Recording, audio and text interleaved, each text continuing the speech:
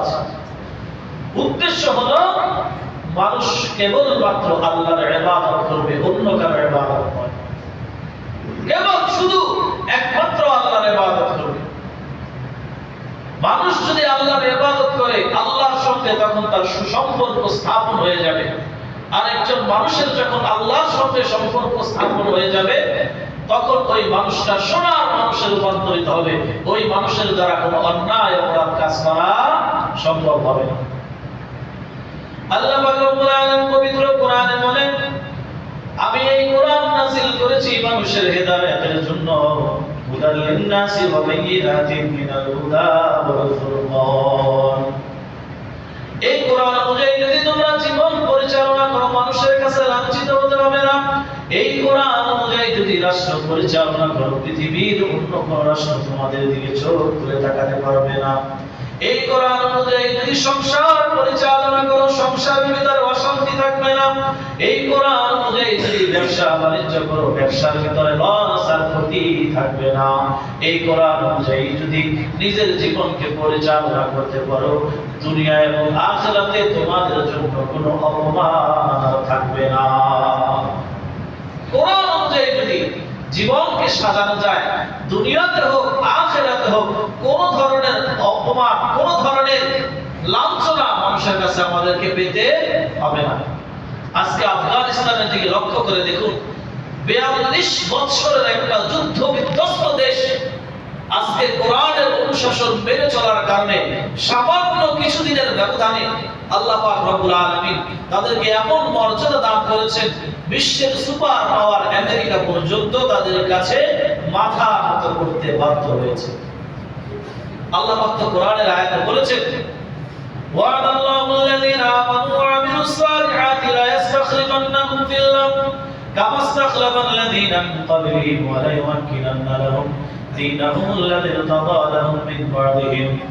আল্লাহ পাক রব্বুল আলামিন পবিত্র কোরআনে বলেছেন, তোমরা যদি ঈমান আনো এবং সৎ আমল করো, তোমাদেরকে আমি জমিনের ভিতরে রাজত্ব দান করব, যেমনি ভাবে রাজত্ব দান করেছিলাম তোমাদের পূর্বপুরুষদেরকে।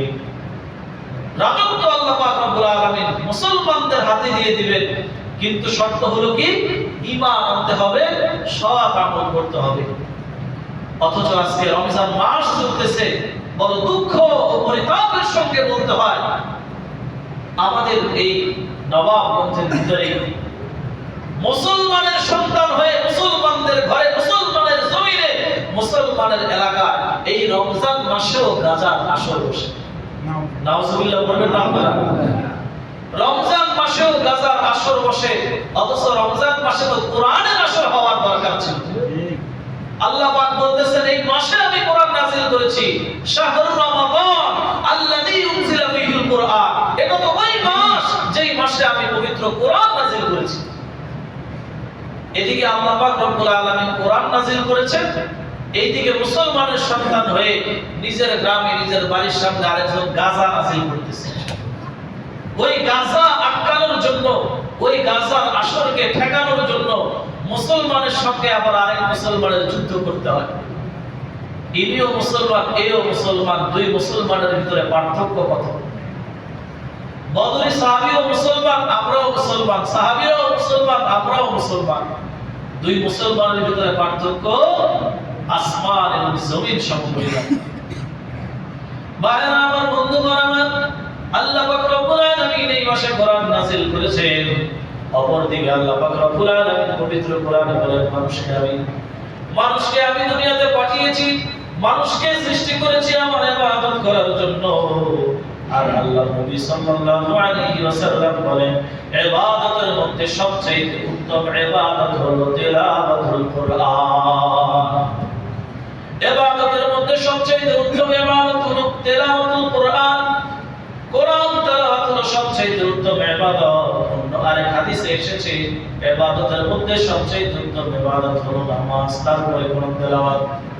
যাই হোক, কোরআন তেলাওয়াত হোক কিংবা নামাজ, যেহেতু এটা কোরআন নাযিলের মাস, এই মাসে আল্লাহ পাক রব্বুল আলামিন কোরআন নাযিল করেছেন। একজন মুসলমান হিসেবে আমার দায়িত্ব ছিল, খেয়ে না খেয়ে, ইচ্ছায় হোক অনিচ্ছায় হোক, কোরআন শোনা, কোরআন তেলাওয়াত করা, কোরআনের আসর কায়েম করা, কোরআনের মজমা কায়েম করা। কিন্তু আমাদের মাঝখান থেকে কোরআনের মজমা তো চলেই গিয়েছে, কোরআনের মজমার জায়গায় আজকে গাজার মজমা আসতেছে। আপনারা হয়তো অনেকে চিনেন, আমি তো জানি এই মেলার ডেট আসলে এখান থেকে অনেকে যাবে। আমাদের শিবজোরের বিশাল ঐতিহ্যবাহী এক মেলা হয়। এই মেলা করার জন্য তারা 1-2 মাস আগে থেকে প্রস্তুতি নিচ্ছে।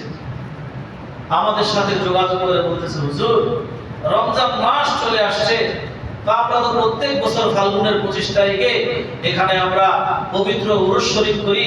এই বছর যেহেতু রমজান মাস চলে আসছে, এবার না করলাম। তো সবাই খুব খুশি হয়েছে। তা আমি আবার একটু খুশি না হয়ে আমি বললাম যে আপনার অনুমতি দিলে আমি দুইটা কথা বলি। তখন বললো, জি বলেন।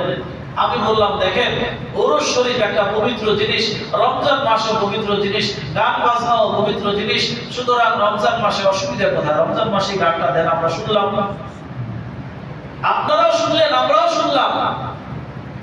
এলাকার যত আলেম ওলামা আছে সবাই স্টেজে উপস্থিত রইল, আর আপনাদের বিভিন্ন সরকার বয়াতি যে সকল বাউলরা রয়েছে তারা গান টান গাইলো, আমরাও শুনলাম।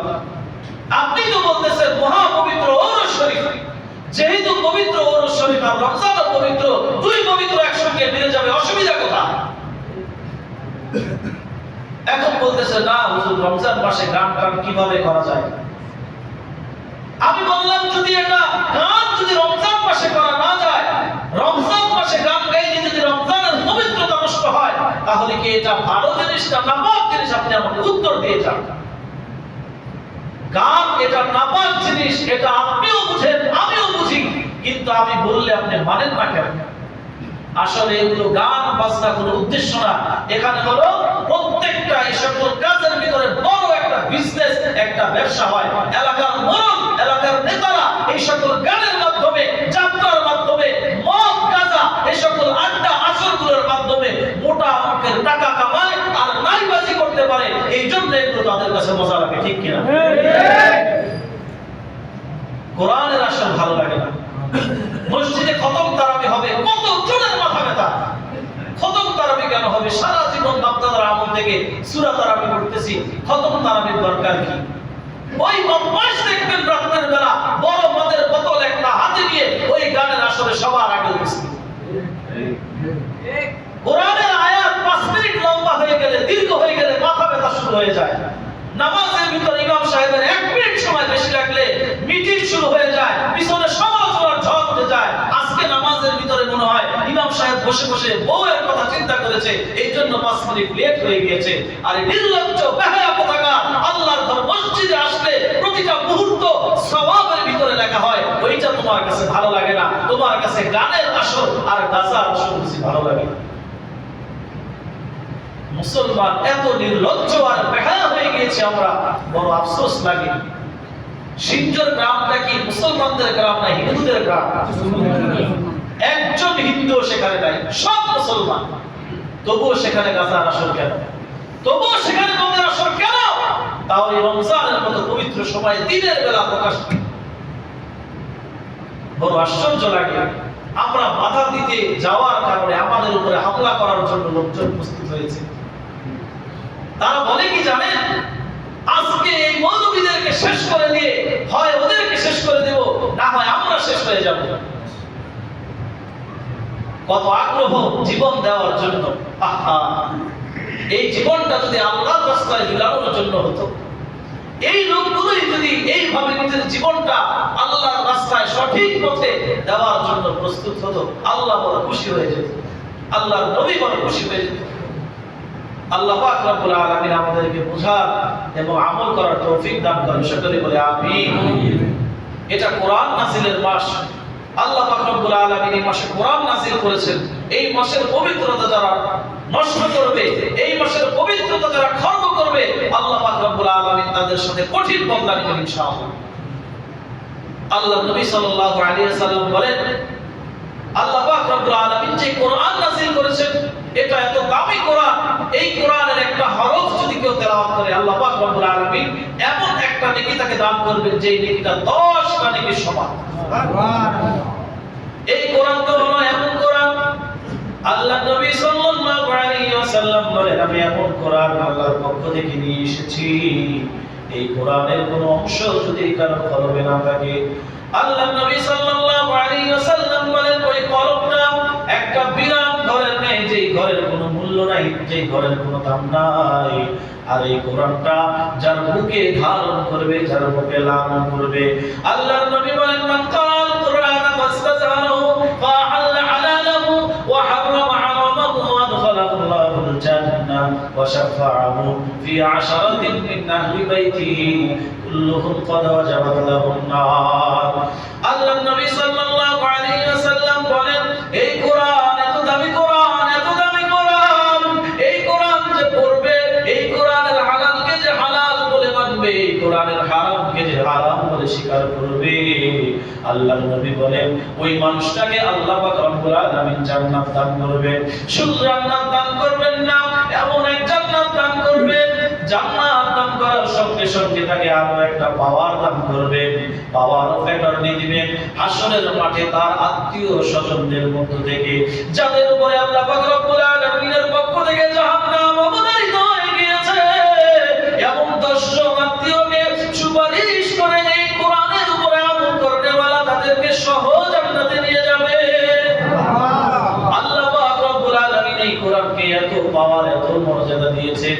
সেই কোরআন নাযিলের মাস হলো পবিত্র মাহে রমজান।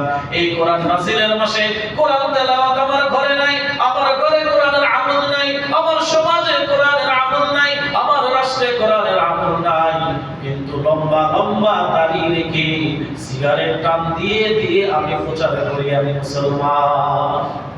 অনেক মুরব্বী বাবাজিরা, রাগ করবেন না, কষ্ট পাবেন না, আপনাদেরকে ছোট করা আমাদের উদ্দেশ্য না। আপনি এগুলো ছেড়ে দেন, ভালো হয়ে যান, আপনাকেও মানুষ অনুসরণ